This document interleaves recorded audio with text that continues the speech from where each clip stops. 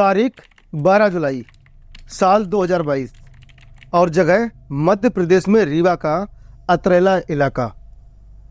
रुक रुक कर हुई रात भर की बारिश अब थम चुकी थी। उमस भरे मौसम में ज़्यादातर लोग घरों के भीतर ही थे। गलियों में थोड़ी बहुत ही चहलकदमी थी। तभी एक घर से चीखने की तेज आवाज़ सुनाई देती है। लोग घरों से बाहर निकलते हैं और हैरानी भरी नज़रों से इधर उधर देखते हैं। चीख की आवाज़ एक बार फिर सुनाई देती है। लोगों के कदम उस घर की तरफ दौड़ पड़ते हैं जहां से आवाज़ सुनाई दे रही थी। घर का दरवाज़ा अंदर से बंद था और चीखें अभी भी जारी थीं। ऐसा लग रहा था कि किसी के साथ बहुत बेरहमी की जा रही हो।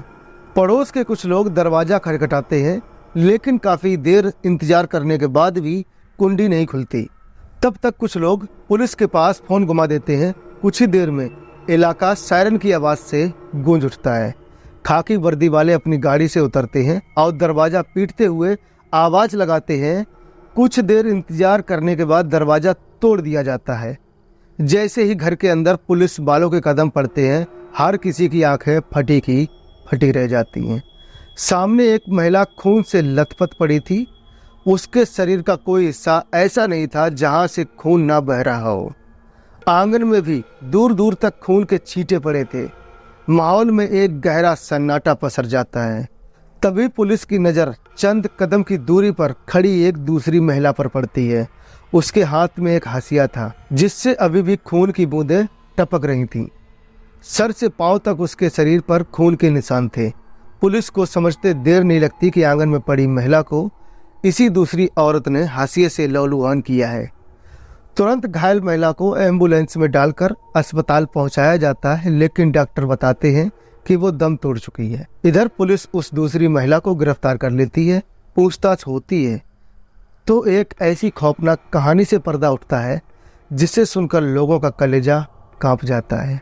जिस महिला का कत्ल हुआ उसका नाम था सरोज कौल। सरोज ने कुछ साल पहले ही अपने बेटे की शादी कंचन कौल नाम की लड़की से कराई थी। घर में सब खुश थे।